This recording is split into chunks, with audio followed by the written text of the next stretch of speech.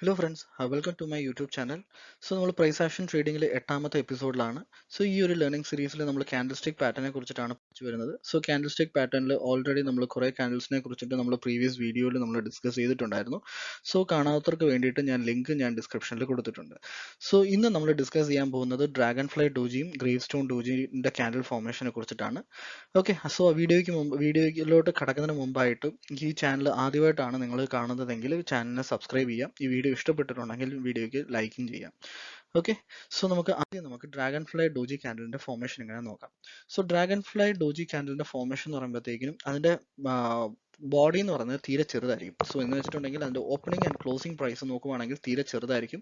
അതിന്റെ lawyer പോർഷനിലുള്ള വിക് size വലുതുമായിരിക്കും. അതിന്റെ upper പോർഷനിലുള്ള വിക് size നമുക്ക് ചെറുതുമാകാം, അല്ലെങ്കിൽ നമുക്ക് വിക്ക് ഇല്ലാത്ത ഒരു കാൻഡിൽ ഫോർമേഷന് നമുക്ക് ഒരു ഡ്രാഗൺ ഫ്ലൈ ഡോജി കാൻഡിൽ എന്ന് പറയാം. ഈ ഒരു കാൻഡിൽ ഫോം ചെയ്യാനുള്ള റീസൺ എന്ന് നോക്കുവാണെങ്കിലും ഈ ഒരു ഡ്രാഗൺ ഫ്ലൈ ഡോജി കാൻഡിൽ നമുക്ക് എവിടെയായിരിക്കും ഫോം ചെയ്യേണ്ടത്? ഒരു ഡൗൺവേർഡ് ട്രെൻഡിങ് മാർക്കറ്റിൽ ആ ഒരു സപ്പോർട്ട് സോണിന്റെ അവിടെ ആയിരിക്കും ഈ ഒരു ഡ്രാഗൺ ഫ്ലൈ ഡോജി കാൻഡിൽ അവിടെ ഫോം ചെയ്യുന്നത്. അവിടെ ഫോം ചെയ്യാനുള്ള റീസൺ എന്താ നമുക്ക് നോക്കുവാണെങ്കിൽ, ഞാൻ നേരത്തെ പറഞ്ഞ പോലെ ഡൗൺവേർഡ് ട്രെൻഡിങ് മാർക്കറ്റിൽ ഒരു സപ്പോർട്ട് സോണിന്റെ അവിടെ ആയിരിക്കും ഫോം ചെയ്യുന്നത്. അവിടെ നോക്കുവാണെങ്കിൽ ആക്ച്വലി മാർക്കറ്റ് ഫുള്ള് സെല്ലേഴ്സ് ആണല്ലോ നമ്മൾ പുഷ് ചെയ്ത് മാർക്കറ്റ് ഡൗൺവേർഡ് ട്രെൻഡിലോട്ട് പുഷ് ചെയ്യുന്നത്. ആ ഒരു സപ്പോർട്ട് സോണിന്റെ അവിടെ എത്തുമ്പോഴത്തേക്കിനും ആ ഒരു സെല്ലേഴ്സിന് സ്ട്രെങ്ത് കുറവായതുകൊണ്ട് തന്നെ ആ ഒരു സപ്പോർട്ട് സോൺ ബ്രേക്ക് ചെയ്യാൻ സെല്ലേഴ്സിനെ കൊണ്ട് സാധിച്ചിട്ടില്ല. ആ സാധിക്കാത്തത് കൊണ്ട് തന്നെ അവിടെ അഗ്രസീവ് ആയിട്ടുള്ള ബയേഴ്സിന്റെ എൻട്രി വരും. ആ എൻട്രി വരുന്നത് കൊണ്ട് തന്നെ മാർക്കറ്റ് എവിടെയാണോ ഓപ്പൺ ചെയ്തത് അവിടെ തന്നെ മാർക്കറ്റ് ആ ഒരു ക്യാൻഡിൽ ക്ലോസ് ചെയ്യിപ്പിക്കും. അതിന്റെ ആ ഒരു ക്യാൻഡിൽ എന്താണ് സൂചിപ്പിക്കുന്നത് വെച്ചിട്ടുണ്ടെങ്കിൽ, ഡൗൺവേർഡ് ട്രെൻഡിലുള്ള സെല്ലേഴ്സിന്റെ സ്ട്രെങ്ത് ആ ഒരു സപ്പോർട്ട് സോണിന്റെ അവിടെ വരുമ്പോഴത്തേക്കിനും വീക്ക് ആവുന്നത് കൊണ്ട് തന്നെ അഗ്രസീവ് ആയിട്ടുള്ള ബയേഴ്സ് അവിടെ എൻട്രി ചെയ്യുന്നുണ്ട്. എൻട്രി ചെയ്തിട്ട് മാർക്കറ്റ് എവിടെയാണോ ഓപ്പൺ ചെയ്തത് അവിടെ തന്നെ ആയിരിക്കും ചെന്ന് ക്ലോസ് ചെയ്യുന്നത്.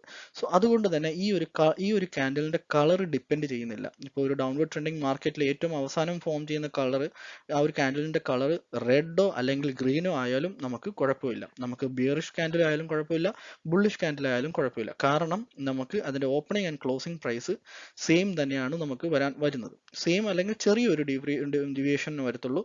നമുക്ക് ലോയർ പോർഷനിലുള്ള വിക് സൈസ് വലുതാണ്. ആ ലോയർ പോർഷനിലുള്ള വിക് സൈസ് എന്താണ് സൂചിപ്പിക്കുന്നത്? അവിടെ സെല്ലേഴ്സ് വീക്കായി അവിടെ ബയേഴ്സ് അഗ്രസീവായിട്ട് ബയേഴ്സ് എൻട്രി ചെയ്തിട്ടുണ്ട്. അപ്പോൾ മാർക്കറ്റിന്റെ കൺട്രോളും സെല്ലേഴ്സിന്റെ കയ്യിൽ നിന്ന് ബയേഴ്സിന്റെ കൺട്രോളിലോട്ട് മാറുവാണ് എന്നുള്ളതാണ് ഈ ഒരു ക്യാൻഡലിനകത്തുനിന്ന് നമുക്ക് മനസ്സിലാക്കാൻ സാധിക്കുന്നത്. നമുക്ക് ഈ ഒരു എക്സാമ്പിൾ നമുക്ക് നോക്കാം. ഇത് ബാങ്ക് നിഫ്റ്റിയുടെ ഫ്യൂച്ചേഴ്സ് 9th ഏപ്രിലിന്റെ 3 മിനിറ്റ്സ് ക്യാൻഡിലാണ്. ഇത് നോക്കുവാണെങ്കിൽ മാർക്കറ്റ് ഓപ്പൺ ചെയ്തപ്പം തന്നെ നമുക്കിവിടെ ഒരു ചെറിയൊരു ലോ ക്രിയേറ്റ് ചെയ്തു. അത് കഴിഞ്ഞിട്ട് നമുക്ക് ഒരു ഇൻവേർട്ടഡ് ഹാമറും പിന്നെ ഒരു ഹാമർ ക്യാൻഡിൽ ഫോർമേഷൻ ഒക്കെ നമുക്കിവിടെ കാണാൻ സാധിച്ചു. അത് കഴിഞ്ഞിട്ട് നമുക്ക് നോക്കുവാണെങ്കിൽ ആ ഒരു സെല്ലേഴ്സ് അവിടെ വീക്ക് ആകുന്നത് കൊണ്ട് തന്നെയാണ് നമുക്ക് ഇങ്ങനത്തെ ഒരു ക്യാൻഡിൽ ഫോർമേഷൻ നമുക്ക് വന്നേക്കുന്നത്. ആ ഒരു ക്ലോസിങ് ഇതിന്റെ താഴോട്ട് പോകാത്തതും. അവിടെ നമുക്ക് ഒരു സപ്പോർട്ട് സോൺ അവിടെ ക്രിയേറ്റ് ചെയ്തിട്ടുണ്ട്. ആ ഒരു സപ്പോർട്ട് സോണിൽ നോക്കുവാണെങ്കിൽ അവിടെ നമുക്കൊരു ഒരു ഡ്രാഗൺ ഫ്ലൈത്തെ ഡോജി ക്യാൻഡിലിന്റെ ഫോർമേഷൻ വന്നിട്ടുണ്ട്. അത് കഴിയുമ്പോഴത്തേക്കും നോക്കുവാണെങ്കിൽ നമുക്ക് അടുത്ത രണ്ട് ക്യാൻഡിൽ നോക്കുവാണെങ്കിൽ നമുക്ക് നല്ല ഒരു ബുള്ളിഷ് ക്യാൻഡിൽ തന്നെയാണ് വന്നേക്കുന്നത്. അത് നമുക്കൊരു കൺഫർമേഷൻ ക്യാൻഡിലാണ്. ആ ഒരു കൺഫർമേഷൻ ക്യാൻഡിലും നമുക്ക് എൻട്രി എടുക്കാം, അല്ലെങ്കിൽ ആ ഒരു സപ്പോർട്ട് സോണിനെ മാർക്കറ്റ് വീണ്ടും റീടെസ്റ്റ് ചെയ്യും. ഇവിടെ നോക്കുവാണെങ്കിൽ ഇവിടെ മാർക്കറ്റ് ഇവിടെ സപ്പോർട്ട് സോൺ എടുത്തിട്ടുണ്ട്. ഈ സപ്പോർട്ട് സോണിനെ മാർക്കറ്റ് ബ്രേക്ക് ചെയ്യാൻ സാധിച്ചിട്ടില്ല. അതുകൊണ്ട് തന്നെ ഇവിടെ സെല്ലേഴ്സ് അഗ്രസീവായിട്ട് എൻട്രി എടുത്തു കഴിയുമ്പോഴത്തേക്കിനും മാർക്കറ്റ് നമുക്കൊരു കൺഫർമേഷൻ ക്യാൻഡിൽ നമുക്ക് തന്നു. വീണ്ടും നോക്കുവാണെങ്കിൽ മാർക്കറ്റ് ആ ഒരു സപ്പോർട്ട് സോണിനെ മാർക്കറ്റ് ടെസ്റ്റ് ചെയ്തിട്ടാണ് നമുക്ക് ഒരു നല്ല ഒരു അപ്വേർഡ് മൊമെന്റം നമുക്ക് തന്നത്. നമുക്ക് എപ്പോഴും ഒരു റീടെസ്റ്റിലാണ് നമ്മൾ ഒരു എൻട്രി എടുക്കുന്നതെങ്കിൽ നമുക്ക് കുറച്ചും കൂടെ ഒരു കോൺഫിഡൻറ്റിൽ നമുക്ക് ഒരു എൻട്രി എടുക്കാൻ പറ്റും. നമുക്ക് ഒരു ഫ്രീക്വന്റ് ആയിട്ടുള്ള ഒരു സ്റ്റോപ്പ് ലോസ് ഹിറ്റിംഗ് നമുക്ക് ഒഴിവാക്കാൻ സാധിക്കും.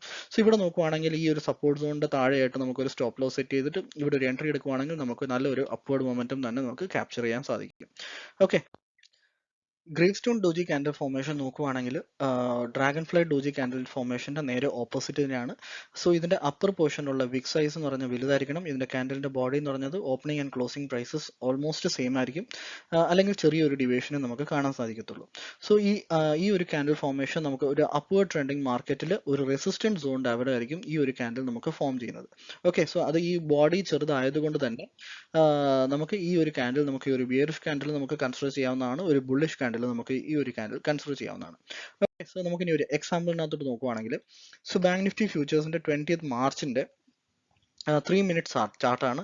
സോ ഇവിടെ നോക്കുവാണെങ്കിൽ ഒരു അപ്വേർഡ് ട്രെൻഡിങ് മാർക്കറ്റ് ആയിരുന്നു. സോ അപ്വേർഡ് ട്രെൻഡിങ് മാർക്കറ്റിൽ നമുക്ക് ഇവിടെ ഒരു സപ്പോർട്ട് ഒരു റെസിസ്റ്റൻറ്റ് സോൺ ഒരെണ്ണം ക്രിയേറ്റ് ചെയ്തിട്ടുണ്ടായിരുന്നു. ആ ഒരു റെസിസ്റ്റൻറ്റ് സോണിൽ നമുക്ക് നോക്കുവാണെങ്കിൽ ഒരു great stone doji candle formation നമുക്ക് കാണാൻ സാധിച്ചു. സോ ആ ഒരു ക്യാൻഡിൽ കഴിയുമ്പോഴത്തേക്കിനും നമുക്ക് ഒരു കൺഫർമേഷനും നമുക്കത് കിട്ടി. അത് കഴിയുമ്പോഴത്തേക്കും മാർക്കറ്റ് ഒരു റീടെസ്റ്റും എടുത്തു. സോ ആ റീടെസ്റ്റ് കഴിയുമ്പോഴത്തേക്കിനും നമുക്ക് ഒരു എൻട്രി എടുക്കുവാണെങ്കിൽ നമുക്ക് ഒരു നല്ല ഒരു ഡൗൺവേർഡ് മൊമെന്റം തന്നെ നമുക്ക് ക്യാപ്ചർ ചെയ്യാൻ സാധിക്കുന്നതായിരിക്കും. ഓക്കെ, സോ നമുക്ക് ഏത് ഒരു ക്യാൻഡിൽ വെച്ചിട്ട് നമ്മൾ ട്രേഡ് ചെയ്തെന്ന് പറഞ്ഞാലും നമുക്ക് ഒരു സപ്പോർട്ട് ആൻഡ് റെസിസ്റ്റൻറ്റ് സോണിൽ മാർക്കറ്റ് വന്നാൽ മാത്രമേ നമുക്ക് ആ ഒരു ക്യാൻഡിലിൽ നമുക്കൊരു 100% നമുക്ക് ഷുവർട്ടി നമുക്ക് കിട്ടത്തുള്ളൂ. ഓക്കെ, സോ അത് കാരണം ആ ഒരു ക്യാൻഡിൽ ആ ഒരു റെസിസ്റ്റൻറ്റ് സോൺ അല്ലെങ്കിൽ സപ്പോർട്ട് സോണിൻ്റെ അവിടം വരെ വരുന്നത് വരെ നമുക്ക് വെയിറ്റ് ചെയ്യണം.